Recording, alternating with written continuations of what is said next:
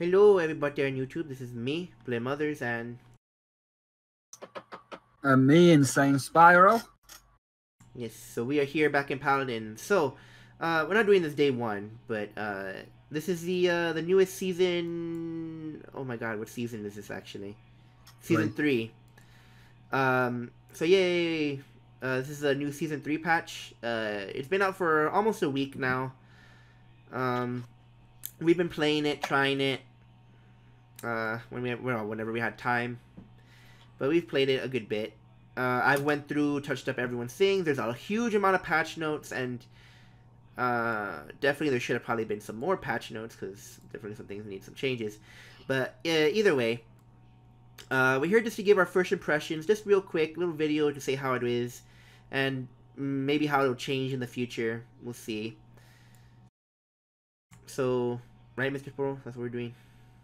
Yep. So, again, if you didn't see the other video, maybe I'll put another little card or whatever it is in the corner. If you didn't see that one. The main point of this patch, just very quickly, is shield changes, healing changes, and item shop changes. And I know that's really broad, but the main idea for this patch was we want healers to be more effective in the late game. So we had to change. So they changed the item shop to kind of reflect that, allow people to buy more things and be a bit more flexible, and while also nerfing cauterize. Of course, because if they're kind of like blanket buffing a bit of everything, they did have to touch a bit of the healing so it didn't go overboard. So they did nerf. They did technically also nerf healing at the same time. And the other thing was, everyone was tired of shields just being this ever annoying presence. This shit that wouldn't die until you could basically make it irrelevant. And one of the other things to kind of touch in there was kind of like some little buff to CC and what's it called? And well, that's the point. Like to touch to CC became resilience. Again, so that's kind of like the general overview. Again, if you really want to, really want to go into detail, maybe that'll be something for the future. But right now, just an overview, just to kind of say how we feel about maybe like each class, maybe a few champions specifically. So I guess we should just start with the class that probably was touched the least, being the damage class. So Mr. Sporo, outside of everyone in the damage class, who do you think? Because we've definitely fought everybody at this point. It's been a week. We've fought everybody. We've tried different people. How do you think it feels, Mr. Sporo? Again, the damage class, just damage characters. Feels fine. Like, doesn't really feel changed. Everybody's doing the damage that they're doing. The two characters that I have a gripe with partly come into CC, like Bomb King, Grumpy Bombs. You've got nerfed resilience, so even if you got max resilience, he's going to stun you. So he's a little bit of a dick, and the other dick is still Dredge, where he can still just constantly buy Deft Hands 3 and do, just constantly spam on the point. But yeah, damage feels the same. Oh, Shaolin! No, Shaolin got better, but yeah, damage is pretty much the same aside from Shaolin. Yeah, so again, not super detailed, but Shaolin got, let's just say, a lot of changes. For me, as far as any positives, Vivian got a bit of a buff with a new talent. Strix got a nerf finally, so people will probably stop seeing him like in every game possible. Other than that, everyone got like just shifted. Again, really not many changes. Very few cards for the damage people were really changed. Obviously, the new character this patch is Tiberius. He is a damage champion, damage class. As far as he's concerned, though, Mr. Sporo, just real quick, not detailed. You like him, hate him, He's fine. He felt like shit on the PTS, but I'm like, what am I? Hold on. I'm level 6 with him. I had a few games with him. He's fine. Like, his damage works. His abilities work. I think his ult could use some tweaking though. Like his ult doesn't really feel like it impacts anything, or it is the game changer. Like if everybody's at low health, you activate your ult and jump in, you could get a quadra, you could wipe everybody. But if they're not in a critical state, then it feels like you did nothing. You contributed nothing. I think the ult needs looking at, but overall, he's fine. He's okay. Yeah. Yeah. So that's basically the same. He's fine. I would not recommend him for new people. To really get a hang of him, he does require like a lot of map awareness to really get like damage out of him. I am still a little scared of Shaolin just because his CC can be oppressive in the right hand. Like a good Shaolin, there's not that there's many of them right now, but definitely potentially could be a problem. Not his damage, just kind of they gave him new tools and stuff. He needs to be looked at. Let's just say that. I don't want to go too much detail. Because that comes back to the resilience nerf. Yeah. And again, that's like a lot of fine-tuning, discussion, potentially for every single item in the shop. Some got changed numbers-wise, not just price-wise, and yeah. That's something else. I mean, it's not so much every item in the shop, it's just more the fact that, like, I get it. Some characters, like Ash, would get shit on if you had Resilience 3. 90%, you're no problem, Ash, but I don't know. It's just like giving people that much crowd control. If you, even with 3 levels of resilience, it still just feels like, well, I'm still getting shit on. I'm being stunned, even though I've got resilience 3. So resilience definitely needs looking at. So, I can't remember what they gave to Buck actually. Bounce house? They give him a new bounce house or something? No, I think they buffed one of his cards. I can't remember. I think they made base net a little bit better, so you could kind of run the other talents without having to just run normal net without running the net talent, something like that. Either way, so then we come to the flanker class, and this is a class. If we're being really honest, for all of last season, was not very well represented.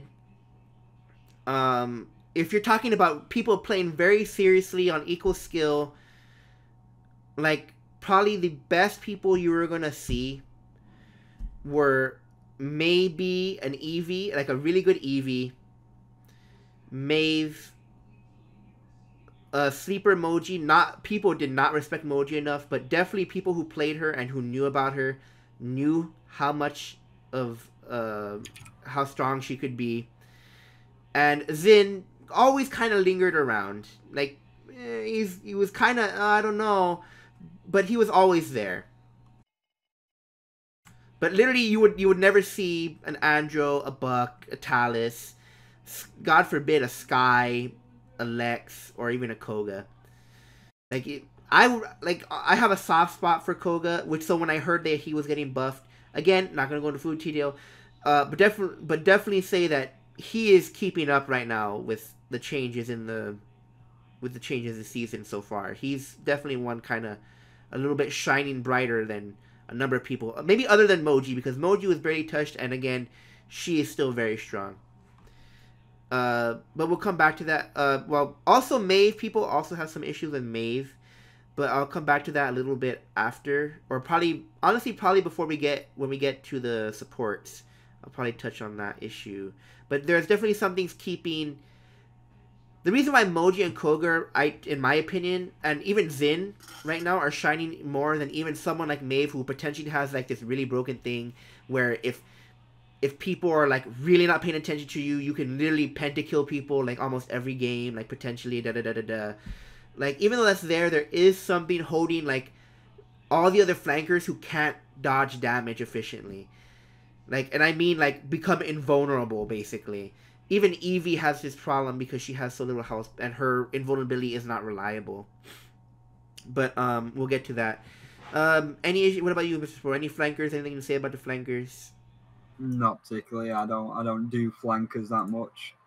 I've got 3 flankers I use, but it didn't feel like much was changed, so nothing for me on flankers. Oh, just a quick little mention though. Eevee got a.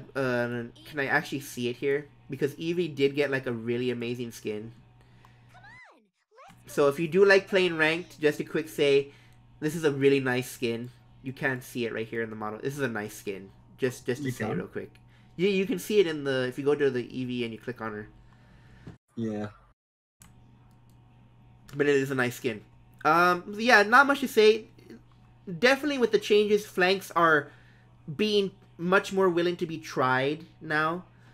They definitely feel like they're being more impactful because again, barriers, especially for flankers, were the worst thing to do. Were the worst things to fight. As a flanker, you did not ever want to have to buy Wrecker because that is a huge money sink for you, or was a huge money sink for you as a flanker.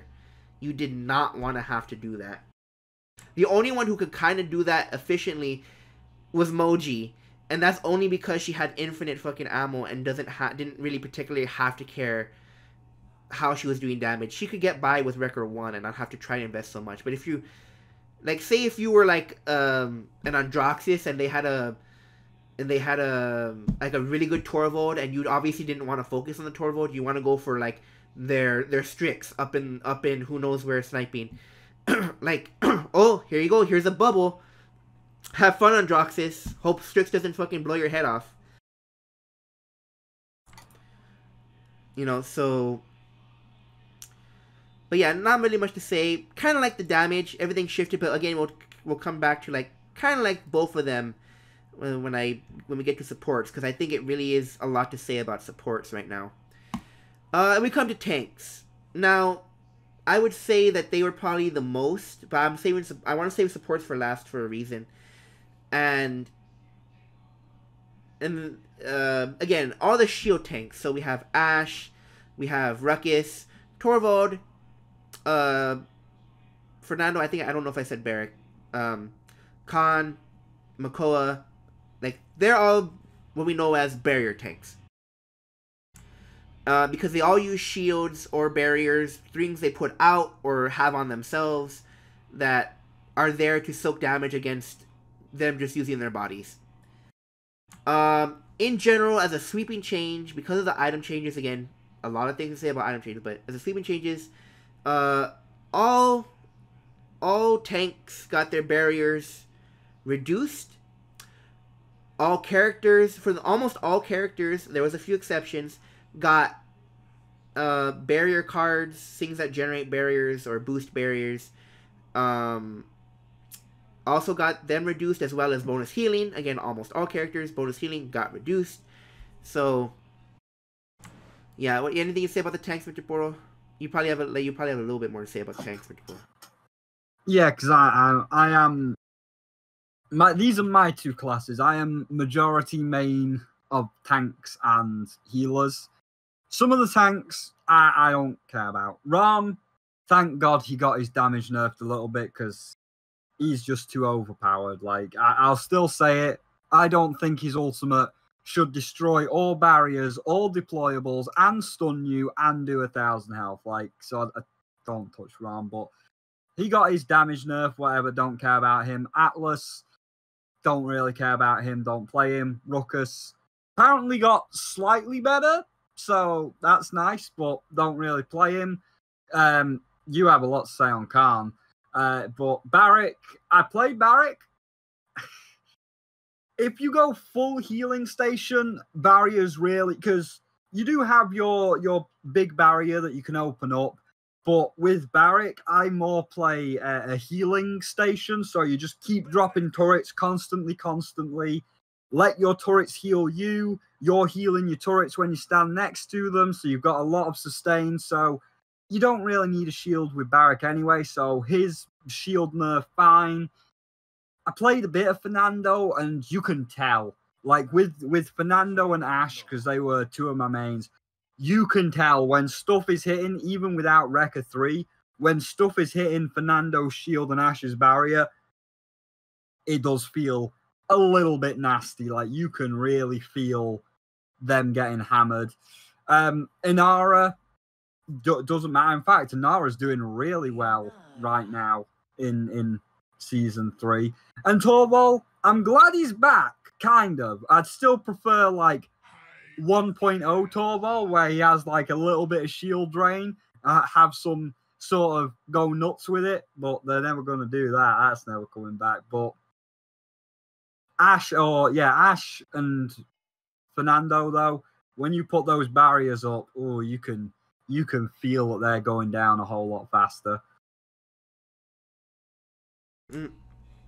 Okay, and as far as what I have to say specifically about people, I mean, again, you can feel the pressure on barriers more. You definitely can. Even with the nerf to Wrecker, you can still feel pressure to barrier. To me, though, definitely one of the biggest winners for this patch was definitely Fernando. Fernando's always kind of struggled with the identity of, can I be aggressive, or can I only really be kind of like a sideline tank? Am I just there to apply Cauterize, really, and maybe help soak some damage, with a quick barrier or something? He's had a bit of trouble ever since he got nerfed a long time ago from being like a really hyper aggressive tank. And I mean, because he had to, because it was pretty nasty what he was able to do, and then still be alive, still be able to be healed and everything, back in the day. But to me, having just a slight change of bonus damage up front instead of scaling was definitely a much needed change. I'm happy for that, because I've wanted to have Fernando back for a long time. Because I always felt like it was really bad that he was not able to really feel... He just really didn't feel like it was doing anything. Same thing kind of with Ruckus in the past. Ruckus is doing a little bit better with all the changes. Definitely not as well as Fernando is right now, though. Like, Ruckus... Again, if I want to get into detail, Ruckus does need little help still. Especially after they did... because they did nerf tanks too hard, so they did undo a bit of the nerfs. And because when they did that, Ruckus, again, slipped just under again. He is not really shining. But, like, I did want to say something about Khan real quick. Everything else I kind of agree with what Sproul said. But, definitely when it comes to Khan, look, I don't hate Khan. Like, sometimes I can play Khan, and, okay, it's kind of fun, to grab people, to ult people, to be a bit of an annoying little dickhead, because you're able to heal yourself and, and have a really good gun. But, I mean, I'm sorry to all your comment out there, but I'm fucking glad he got nerfed. Oh my god, fucking swearing on a video, but I'm sorry, I'm fucking really glad he got nerfed. They actually buffed him a decent bit back up from the original nerf. They did. But even then, you can feel that he is being punished a lot more like he should have been. He's getting punished like he should have been able to be punished before. I'm really glad that these nerfs affected him the way they did, because I was so tired of either let's just give the benefit to those that are out there, the good Khans being a nuisance to our team and having us forcing us to have to deal with him, even though we shouldn't have to deal with the tank. It's one thing if he's has a presence. We shouldn't be forced to have to deal with him. And even when he would do things and fail and then still feel so safe, that just wasn't right. When you look at someone like Terminus, who kind of has the same job as Khan, but who is so much more punished than Khan ever was, and still is. If we're being real here, Terminus is punished more than Khan, but Terminus still has his spot where, he has this second chance tank. Basically, I'm gonna help deny and I am a bully for people who think they can sit there and soak damage. You know, he can really help pressure people who think they can sit there. But yeah, I'm just glad Khan got hurt. So then we're gonna come to supports, but before we get to supports, so a big thing to say right now, the feeling is obviously kind of wild because the season just started. We have not really touched ranked. We have not even really looked into ranked because the beginning for ranked is always dreadful. We're not gonna touch that right now. But as far as, you know, the casuals and other modes that we play, this is kind of the way it breaks down. Right now, damage is a very, very present thing. Because with again, we're going to get to supports a little bit. But with healing being brought down a little bit up front, and shields being brought down to not be an ever-present nuisance, well, at least without record 3, at least old record 3, you know, without that being the case, damage dealers and flankers too feel like all of them kind of in general, like everyone feels the game feels a little bit snowbally right now. Definitely, again, we've had some really good games or like some decent matchups where it has really been back and forth, with the tanks and the healers still having a lot of impact. Even multiple healers, potentially multiple healer games having like some serious impact and everything. And that's all well and good, but there is a little the overall effect was to kind of speed the game up in the early game, well, without making the late game just a boring thing of how many caught threes and how many record threes do people have, basically. They really wanted to move away from that. And I can appreciate that. But I would say that things probably move a little too fast right now. There's probably a little bit too much damage right now. What do you think, Mr. Puro? I mean, in terms of like Wrecker, just Wrecker alone, or shields and Wrecker combined, when you're playing shield tanks, you can feel it, and it does suck a little bit. It's like, you know, I'm playing Ash, oh, my barrier's going faster. It does suck a bit. But I do like the changes purely to the shield. Like the buffs to Wrecker and the nerfs to barriers. Yes. Wrecker was also nerfed, not buffed. Yeah, sorry. But yeah, that's fine. That I am happy with that because it does speed the game up. Because when you've got to deal with like a big barrier, like someone that can really, like Torval, even last season, even though he was bad last season, if you got him shielding everyone, like you get a shield, and you didn't have Wrecker 3, it did feel like a slog. So I'm glad that the all the shield stuff did go down. That's fine. The healing, on the other hand, no. I mean, are you going into healing now? Before well, I was just kind of saying, how did you feel like about pressure and snowballing? Because, you know, if they're Vivian and they're Leanne start really wanting to tear people open, you know, and I don't know, because like when you play a non-shielding tank like Inara or Venus, you can keep them at bay. You can like hold them off, so it's not as bad. And I don't want to say nerf damage, because then we're just going to be back to square one, because then the damage is going to be doing no damage to the shields. But then I also don't want to say buff shields, because we're back to square one again. Like, damage has a big presence, and if someone does start to snowball, then yeah, it's pretty much over. They are snowballing out of control.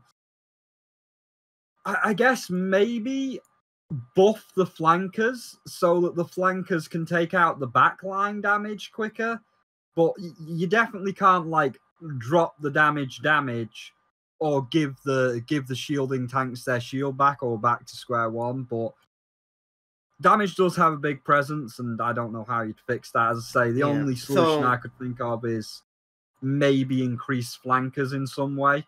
Yeah. Well, I mean, that's what I was trying to get the point to, like lead up to that point is that, let me click back over to flank.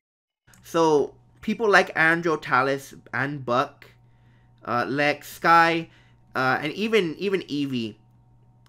Again, the reason why I was trying to mention that they were kind of being held back is because it is kind of a little bit easier to, in general, whether it be from healing or whether it be from not being protected as much,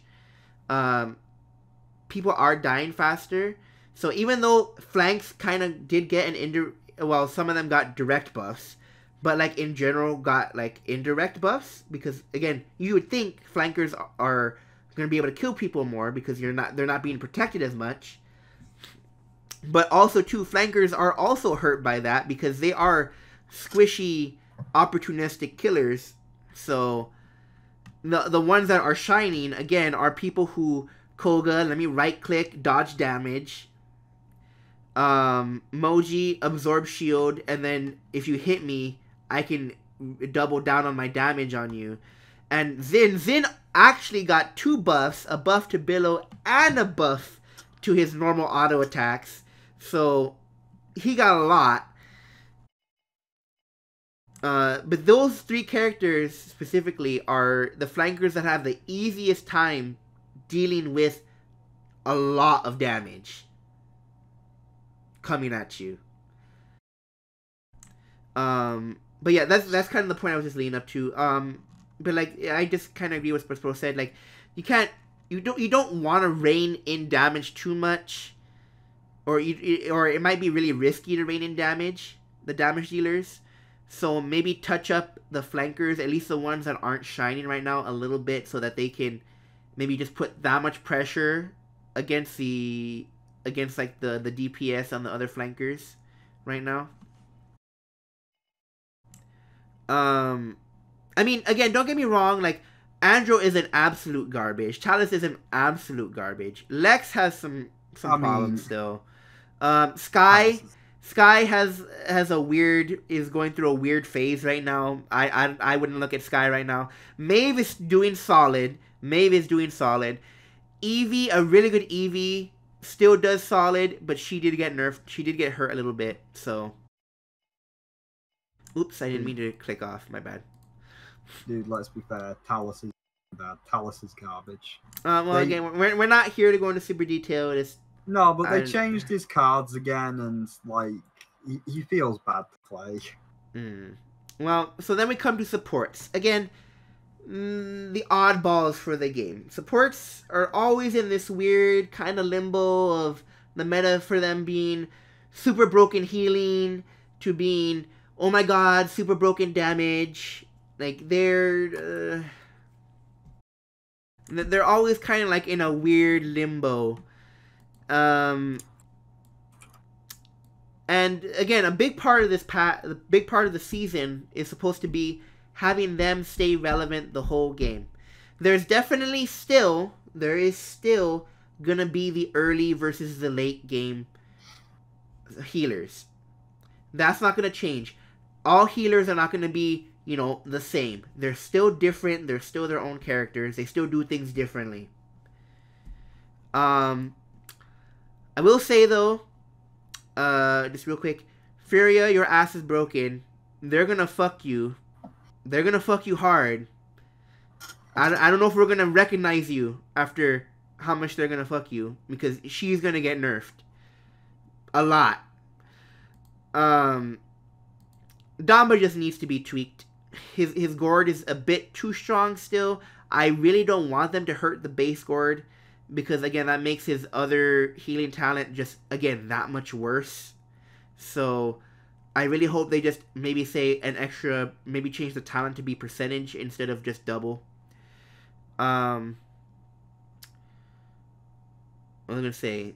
And then other than that, everyone else is. Oh, well, yeah, we'll get to that.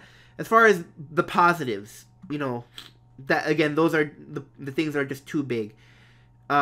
Pip, doing really well, but he hasn't been in the spotlight for a long time, and he isn't exactly the best healer still right now. But he is a solid pick now. If you see a Pip, and if he is a good Pip, he knows what they're doing. You will be happy with a Pip now, right now. You will be happy with a Pip right now.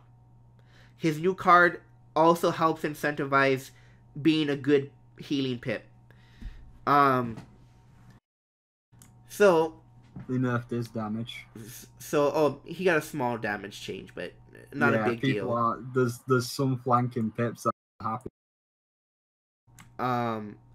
But now we come to, again, the bad part, and again, it's really kind of split down the middle. I would say Furia, Pip, Damba, Io, and I guess I would say Ceres are doing like okay right now.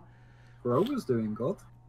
I don't want to say Grover. Grover is kind of iffy right now because the nerf to Rejuvenate is what really hurts Grover. His main healing is not his healing talent. It is not his healing ability. It is his passive. That has always been that has been true for Grover since they made him a healer. His main healing is how much healing can I do by just not being dead. The Q is what's gonna save people. The Q and the O are what's gonna save fights. But for the match overall, your passive is what's going to make the difference. Yeah, but I mean, like, every game I've been easily breaking 100k with. Yeah, but that's because people are much more... and this is another little negative, but again, we're not going to detail about the store. That's a whole discussion of the store. People are a bit more resistant to buy Cauterize right now. Even in casuals, like, people are kind of really lagging it for buying Cauterize. So, again, everything right now is taken with a grain of salt. I'm trying to really put it into perspective. If someone was really trying to get you to not have you be a nuisance, if they considered you that you were going to be a nuisance.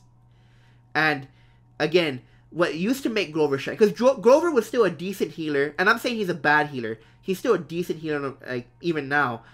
But what really helped Grover stay a decent healer was Rejuvenate or bonus healing from people's cards, because again, that took advantage of his passive. When his Q is down, or when you just were barely able to stay alive and you were traveling around the side, what's going to be healing you?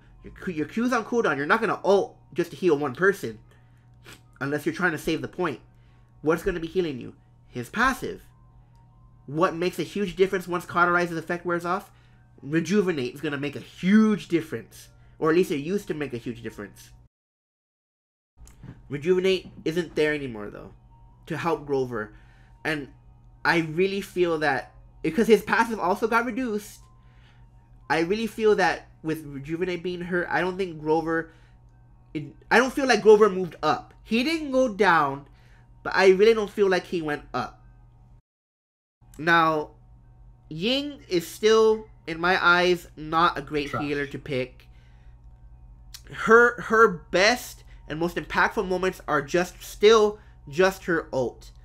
Why am I going to play a Ying when I can play an Io? Why am I going to play a Ying when I can play a Grover, a Damba who now has amazing AoE heals? Why am I going to play you when Ceres has, and can now increase her AoE healing?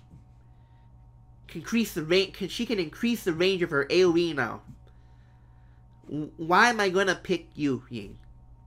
Oh, pick me for my ult. Why do I need to wait for you to ult? I'm not saying you can't do healing when you're ulting. I'm not saying you can't even do healing with your clones when you're given the chance. But compared to every other healer, except for maybe the other two I haven't got to yet, everyone else just has an easier, more efficient time than she does. But she isn't at the bottom right now. Fighting for the bottom right now is still Grok. Grok is still there, unfortunately. As far as healing is concerned. Not utility and not damage. But as far as raw healing and being a healer are concerned, Grok is still down there, and then Genos. Now, overtime healing is still is stronger now due to Cauterize being nerfed. Long overtime healing is better. But, again, nerfing that upfront healing for Genos just limits his ability to save people that much more. I'm not saying a good Genos still can't, again, just like a Ying or even a Grok. I'm not saying they can't get decent heals. But when you want to save someone, guys, I'm here to save you. I want to help you. You know, here, I'm a Ying. Let me drop a clone. Let me start shooting people. You know, let me try to ult. So then, you know, everyone's getting healing. I'm getting healing so I can help stay alive. Or I'm a Grok, you know, let me ult. I'm healing myself, dealing damage, and healing you at the same time. If I also drop my totem right before I ult. But Genos just doesn't have all that. Genos's power always came from him being able to be the safest healer. Because he doesn't have to be anywhere near the opponents. He doesn't have to be anywhere near you to heal or be the healer. He doesn't have to be out in the open. He can move as much as he wants. That was always his strength. But with no Rejuvenate, just like with Grover, with no Rejuvenate really being there for him, and not having, again, it's only a little bit. You may not think, just with what the number says, that it's a big impact, but every little bit counts. Especially when you're a very slow healer like Genos. So, if I wanted to pick, and someone told me, I'm going into ranked, I'm going to be playing against good gold plus people, who should I pick as a support? Because I want a main support, or I want to at least focus more on support. Who do you want me to pick? Genos is not going to be the first one I tell them to pick. Because even though he is probably the easiest person to heal with outside of Grover, just being able to like mark people and forget about it, while Grover just has to like be there and exist, and he does healing.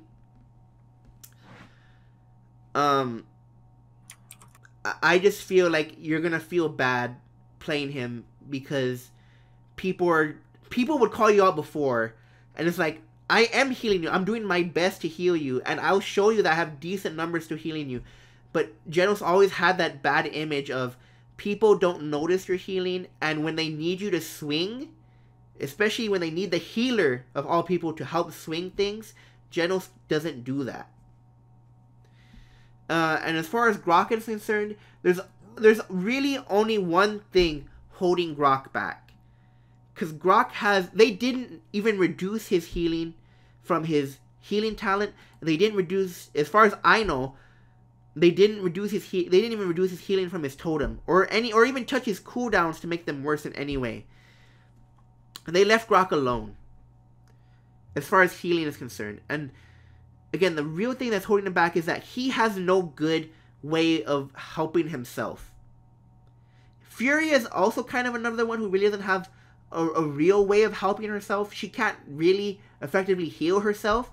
But when you have a giant being that says, haha, fuck you, haha, bye-bye, then you don't care if you can heal yourself.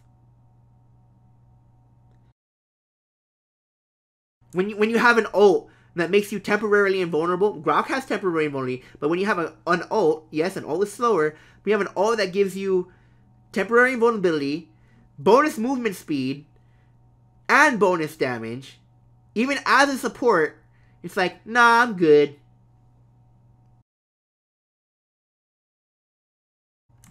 The thing that really holds Grok back is this. His Ghost Walk's cooldown, not the duration. His Ghost Walk has the potential to have a really solid duration. But Ghost Walk's cooldown, with the way Grok... Because the only way Grok can sustain himself, outside of Ghost Walk being, you know, just blocking, you know, negating damage, is dropping the healing totem. But if you're dropping the healing totem for yourself, that is just that much less healing. And mind you, even if you're running his auto healing talent, that's the only AoE healing you have. So, oh, what's that?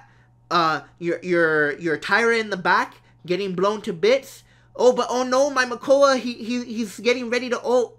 You know, who am I gonna heal? Oh, but I need to drop my ward I need to drop my totem for myself because then I'm low. And then I can't heal. I can't keep healing my team. I have to choose who am I gonna heal because I can only save one. Who's it gonna be?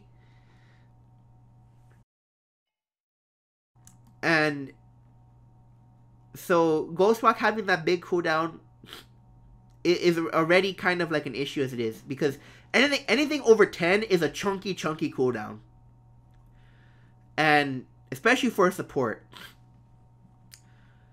But what I feel like they could do is, if they just made Spirit's Domain, like, keep the Totemic Ward talent the same, because it is, like, being CC immune and having bonus healing, even though it is just on your totem, is still really good. Do not underestimate that. It could be extremely broken. But for him to be a primary healer, to really focus on healing, especially being able to heal multiple people, at least somewhat effectively. Yes, it's going to be a lot of work, but at least somewhat effectively. Spirit's Domain, even if you have to reduce the healing it does, make it so that he can heal himself for at least a percentage, half, if even less, of what he is healing people for. He doesn't have to heal people when he's dealing damage. Obviously, that's broken. But you should maybe say hitting allies with your lightning staff heals them for 900 per second, and also heals you for 50% while healing. Oh, or you could say 900 per second, and you for 50% of that while healing them, while healing allies. While healing them, because it should only apply. It shouldn't apply to his totem, just to his auto attacks when he is healing people with autos. Because just like he is not Pip. Pip has basically the same talent, but Pip has AoE auto attacks, so he can apply Cauterize, so he can splash for Wrecker, so he can splash for Bulldozer, and still get the full healing. Grok can't do that.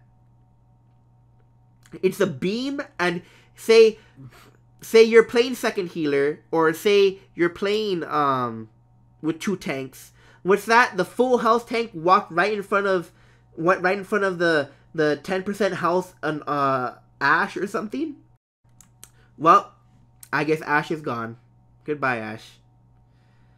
Because you can't do anything about it. But because if they did that, I really feel like Grok would just boom, shoot up. And even if he shot up real hard, all they would have to do is tweak the damage down slowly, and he'd be fine. Because Totem still has a humongous cooldown, and if the interaction with that and his autos is a little bit broken, then again, Cauterize is still a thing. Bulldozer is still a thing. Like, you know, he still has his obvious weaknesses. I went on for a long time there. I'm just very passionate when it comes to the supports, especially for Grok and Ying, because I played Grok back in the day when people would literally fucking cuss you out just for even hovering him. You know, and that was a bad time for Grok. You know, and the same thing with Ying, when people would lose their damn minds when you dared think you could play a Ying, when Damba was broken, when when I think Grok was a bit broken. I think that's when Grover came around that time when Grover came out, and Grover was like the shit. You know, and they're like, "What the fuck are you doing playing Ying?" You know, so Ying and Grok do mean a lot to me, and Ying was on her way to be my first level 50 character, but the second she got changed, that went away. I got Io to level 50 before I got Ying. And then, well, I think I got Grok first, and then I went to Io. Like, yeah, so that was just my kind of point, and I'm sorry I rambled a bit long there, Mr. Bro. Anything you gotta say about supports, or anything else to kind of wrap it up, because it went a lot longer than I wanted it to? I mean, I'm in pretty much the same boat as you. You know, Ying was my first healer, and they fucked her, and we know why they fucked her. Oh, because lifelike is too broken. Having two clones on the field at once, giving double healing, that's too broken. Take away lifelike. Oh, but who's laughing now? Because Ying is a pile of garbage, and now she could really, can I have my lifelike back, please? Well, they won't give her lifelike back. She needs it back, but they won't. As for all the other supports, like, let me bring up my supports.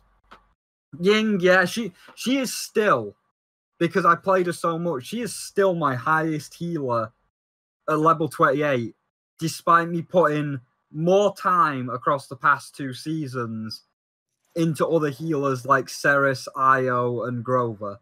She is still my highest healer. But no, gotta take away fucking lifelike, and now she is in the trash. Ceres is fine. Io is fine. Grok, everything you said.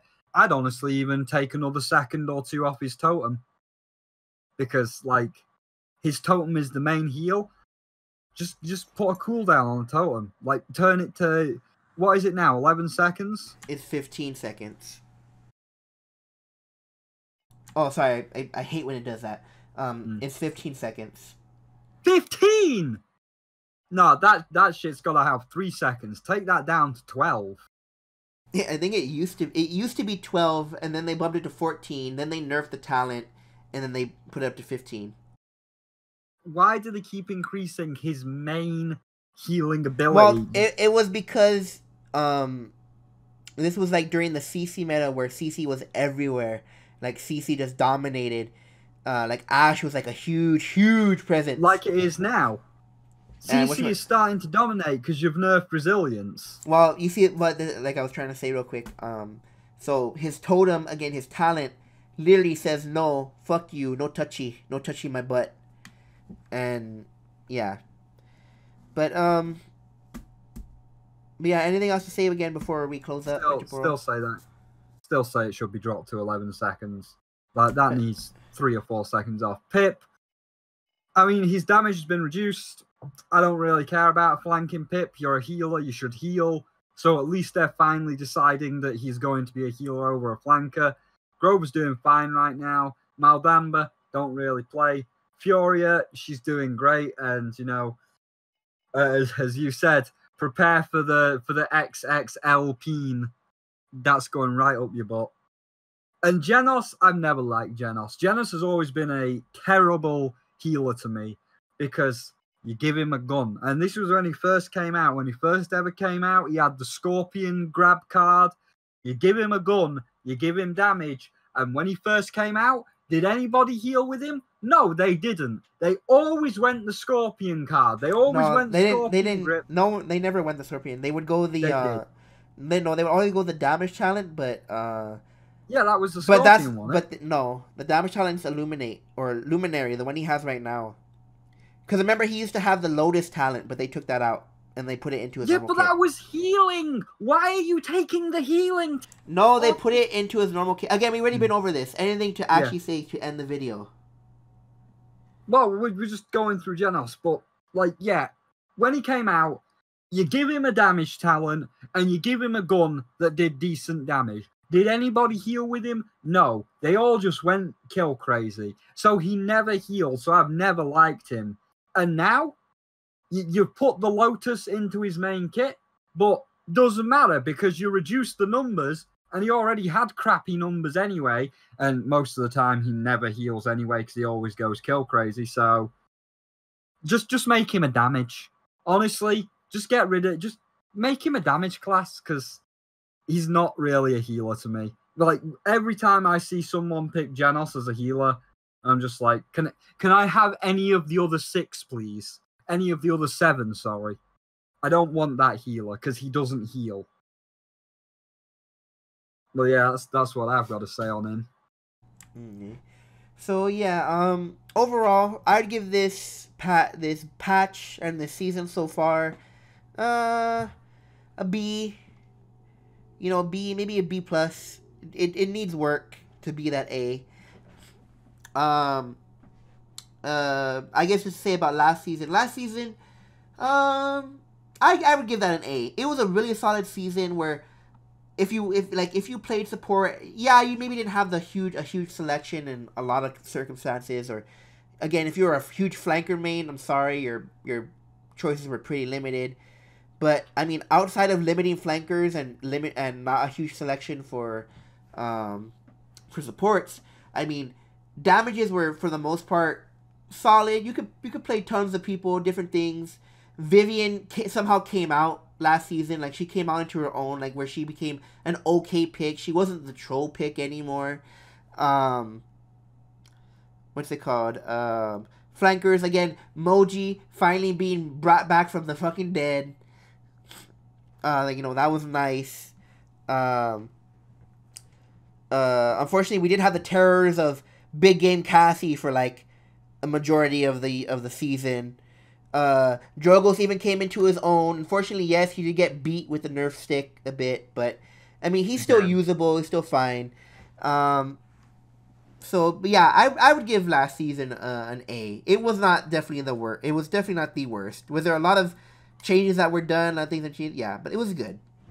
Anything to say, Mr. Pro? Again, last words. No, I'm good with that.